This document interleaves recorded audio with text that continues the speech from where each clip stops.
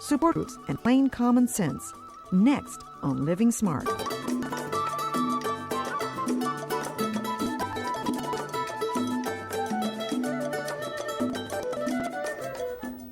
Hello, I'm Patricia Gras. Welcome to Living Smart, a new series about getting the most out of life. Today, Mercedes Alejandro shares what she's learned as a parent advocate for children with disabilities. Have pen and paper ready? At the end of the program, we'll give you some resources.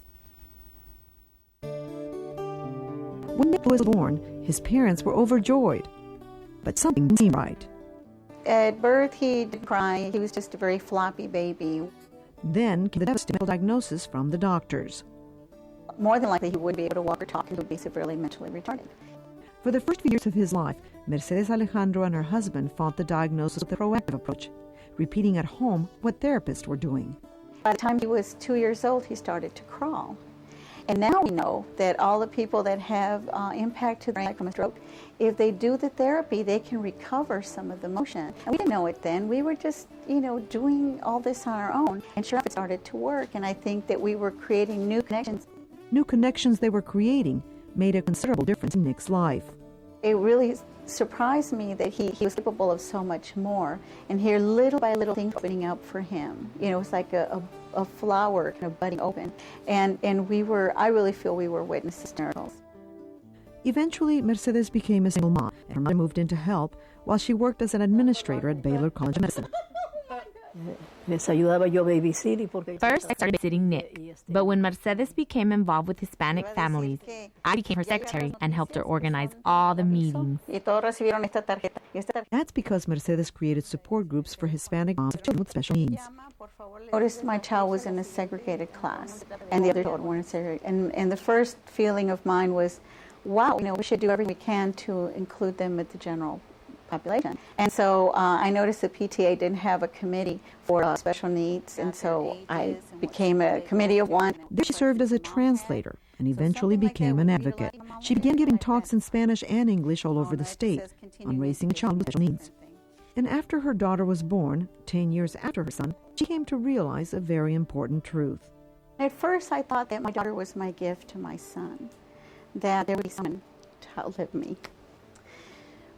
But then I came to realize as the years went by, and the more and more I saw my son teaching me lessons and teaching me that all these things that I had about children with mental retardation, how wrong they were, how incorrect. His IQ will always be his IQ, but he's so much more than just an IQ. And I came to the conclusion that Nick is my gift to her. Today, Nick can only talk, walks perfectly, and has a full-time job. It's easy for him to answer who he considers to be his hero. I should be able to answer the question without thinking about it. I admire my mother. She's like a mentor for me. Christina's a straight-A student. She, too, has nothing but praise for her mother and brother. She did physical therapy with him. She put him in classes, and she even pushed for him to get an extra year or two in college for him to learn more, and after that, he's succeeding. Mercedes has received numerous awards for her work, but she says the greatest blessing she ever got was watching her child grow up to take care of himself. I'll pick you up at the airport. I felt like we were getting to be a witness to miracles, because here I felt like every time there was a developmental milestone that he met, when he started crawling, when it was a magic moment, when he started walking, it was a magic moment that I'll never forget. Those magic moments she shares when she speaks makes her one of the most sought-after speakers on children with disabilities in the state. I picture myself sitting on a cloud next to God, and God was picking mothers for different children, and he had a child with disability. And I'm looking down from heaven with God, and I said, well, there's Mercedes. She works in the medical center with pediatricians. She's bilingual. She types 90 words a minute. She's gregarious. Let's give this child to her. Thank you, Mercedes Alejandro, for joining us on Living Smart. Thank you. And you're definitely living smart. I can tell you that. Let me ask you, because you started the support group for Hispanic women, which it was the first time ever that was done here in Houston. I was wondering, how old was Nick when you started that? And tell me how you began the process.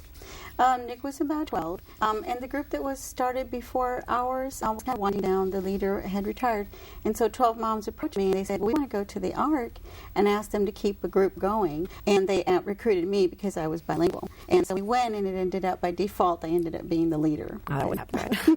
Tell me, what are some of the common problems mothers were facing at the time?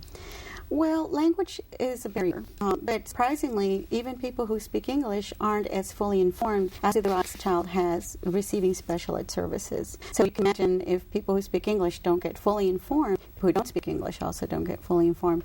And a lot of it is that you are a full partner on that team that is developing your child's individual education plan. And so many parents come in there and they're shy, they don't know what people are dressed in business wear, and they feel like, well, they went to college, I didn't go to college, I don't know what they know. But what they don't realize is that they are the expert on their child. And if the teacher is trying to implement something, the mom might know something. For example, when I brush his teeth, I play a certain song. Right. And if they're trying to teach the child to brush their teeth in the classroom, is that's part of their individual goal. If the teacher gets a copy of the tape and does it, then there's a continuum, there's a continuation, and vice versa. I always tell moms, whatever's in the individual plan, that should be what you consider your child homework. And I may not have math or outlining sentences or algebra, but what they bring home, look at the goals on the plan and work on them at home as well. So it's a comprehensive approach is what you're teaching them. Don't work by yourself. Don't think you're the only one who can help out. Right. Work with the teachers, the administrators. Exactly. They're all a team. And for the parents to feel important, tell them, well, dress up like, wear your Sunday wear. You Right. are a part of the team. What you have to comment is important, what you have to say. Being another child with special needs, what would you say was challenging for you to overcome? I think that when you find out, it's such an emotional shock, such an emotional devastation, that the big thing for me to overcome was going through the grieving process. And I think that so many parents of children with disability are not told, well, you feel this way or you might experience that, and they'll experience extreme sadness or depression, and they're like, well, I should be over this. Why does this have grip on me? Or continually be angry at the world, angry at the school, angry at the bus driver, and so that creates a big impact in terms of being mentally well. And so for me, that was the biggest big go-through. Once I was able to go through the steps in the grieving process, I got to the point of acceptance, and that's when I felt strong enough to move on and say, yeah, not me, I can do this. What concerns you about the general public and the way they treat people with disabilities or children with disabilities? What concerns me is that our children are not fully included in society. You'd be surprised, even a lot of churches aren't open the doors completely just yet. We're not very welcoming. In employment, we've had the Americans with Disabilities Act since 1990, and there are still many, many barriers to employment for people with disabilities. And so I feel that in society overall, people with disabilities need to find greater acceptance than don't find it. How should people treat a child with a disability? How to talk to them? Because people feel very uncomfortable sometimes being around a child with a disability or even an adult with a disability. What are things that we should know, how we become more sensitive to it without being patronizing? Exactly. You're absolutely right, because if the parents and the adults don't know how to accept a child with disability, whether it's a family member or whether it's a neighbor and a child, how are they going to convey that to their children? And our children will mirror our attitudes towards people that are different. And it's all a matter of looking at things that teach us how to open up.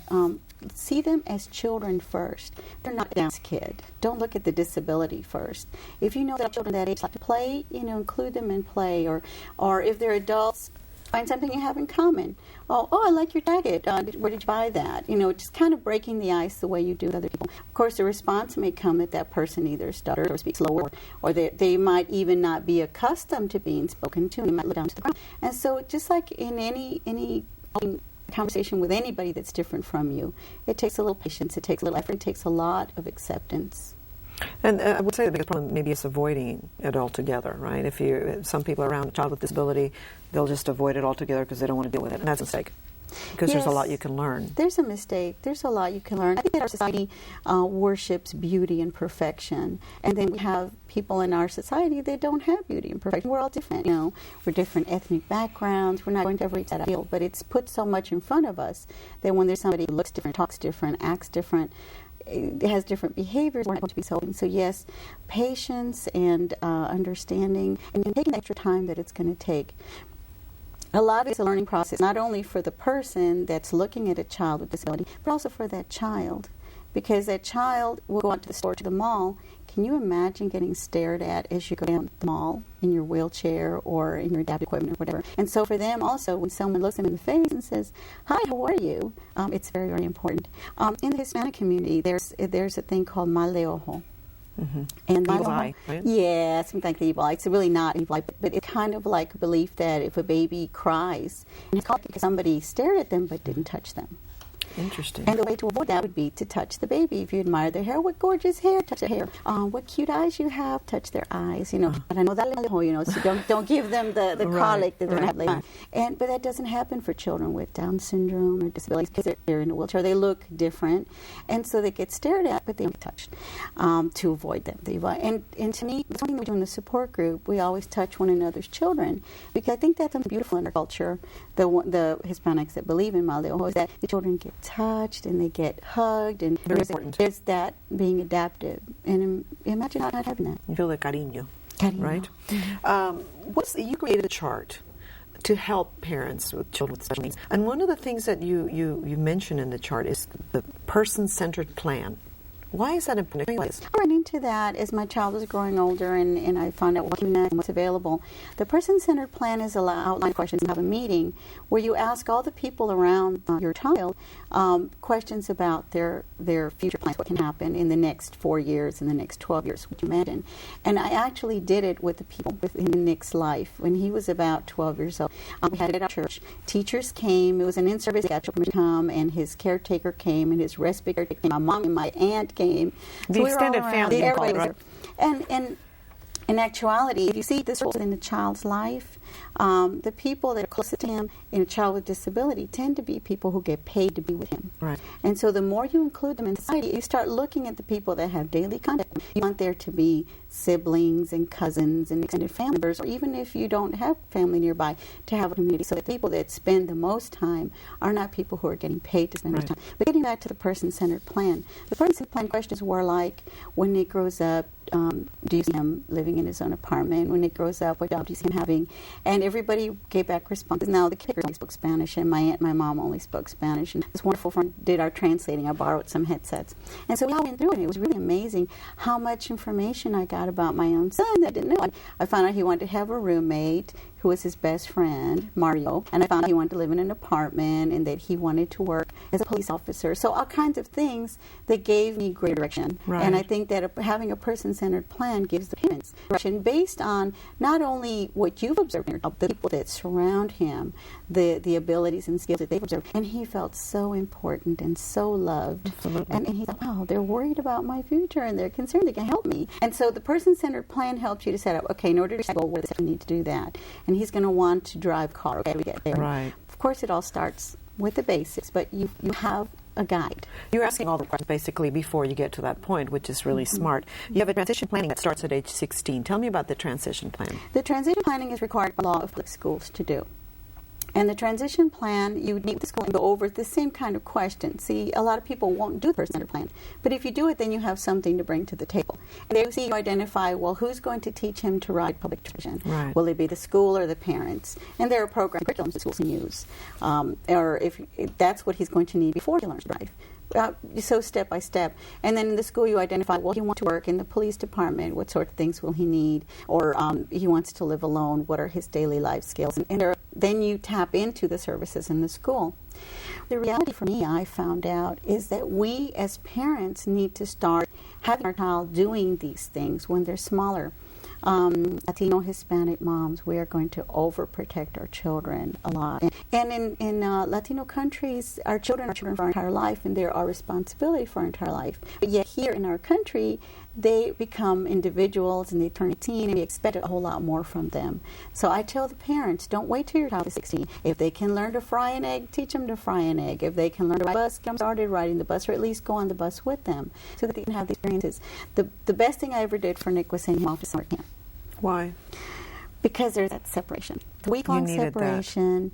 But he needed it as much. Sure. Because he got to interact on his own. He had to speak up for himself, ask for what he needed, and learn to remember, I didn't change my socks. That sort of thing. So he would go like to the Lions camp and the Elks camp. We taught tailored for children with disabilities. Did your child over all this time get discouraged at one point in time, or ever say, why was I born like this? You know, that was a really big surprise. I expected him to ask me that question when he was about 15, and he completely shocked me. He asked me when he was 10. Wow. But fortunately, I had gone over some materials in PTA on parenting, and one of them was how to talk to your child about sex. And I had like 5 major pointers, and I thought, I wonder if I'll ever use this, you know, maybe not. So, but it occurred to me that wherever the word sex appeared, if you insert the word his disability, it kind of fit like a glove. Because what, you know, it makes you uncomfortable to talk about sex, you know, with your child. And it makes you uncomfortable, it can make you uncomfortable to talk about disability. And so I inserted it, and it really fit like a glove. We had seen a special on TV about some children, I think in Bosnia, that, I think it was, and I was sweeping and watching TV, and he's playing, and then the children were rocking themselves because they didn't have human contact. Exactly. And many were developing mental retardation as a result. And Nick says, Mom, why am I disabled but I'm not handicapped? And my initial, wow, you know, like your eyebrows, and I just like that. And I remember, number one is don't act surprised. You know, be calm when your child asks you about sex. Right. I turned the TV off and I said, I'm so glad you asked me. Come on, Teaching let's sit down. And the second thing they said was use vocabulary that's appropriate to their age. So I knew I'm not going to tell him, you have mental retardation. You know, I'm going to use every other doctor said this and this. I took his baby album and I said, when you were little, you know, this is what the doctor said, you wouldn't be able to crawl or talk, or you wouldn't be able to learn. And so we went on. The other thing is say when you talk about sex is just answer a question and move on. You know, see that you've satisfied question, and if they don't have more, you'll revisit the topic later when they're older, more mature. He kept asking. And so as we went on, it also asked them what they think about the information about sex you gave them. So I said, well, what do you think about what I just told you? And he didn't have any words. He was just, you know, looking, because I told him, well, here's you and your daddy, and your daddy did therapy with you, and we found the best program for you, and it's called special education. Oh. And don't you know that we meet at least once a year to go over what you're going to be learning? And he was like, you know, wow. And I said, would you come to your next meeting, the ARD meeting? And he goes, yeah. So since 5th grade, he started attending all his ARD meetings to know what his goals were that he was supposed to be. Admission, review, and dismissal. That's used in Texas. In other places, it's called the IEP meeting, the Individual Education Plan meeting. And so he was in on those meetings, learning to be a self-advocate in 5th grade. Interesting. But towards the very end, I did ask him, how do you feel from what I've told you? He didn't have any words, and I broke the rule. I said, are you disappointed? I used to put a word that was too big for him at 10 years old, and he goes, what is that, Mommy? And I told him, well, disappointed is like Christmas, and you see a box, and it's the shape of the Tonka truck you want. You open it up, and it's 5 shirts that your grandma sent you. You're disappointed. And he says, yeah, Mama, I'm disappointed. And I said, well, that's okay to feel that way. He started to cry, and I started to cry. And I told him, you know, Mommy had felt that way too. And once the moment had passed, and you know, we cried together, I told him, you know what? We found the best program in the world for you. It's called special education, and don't ever let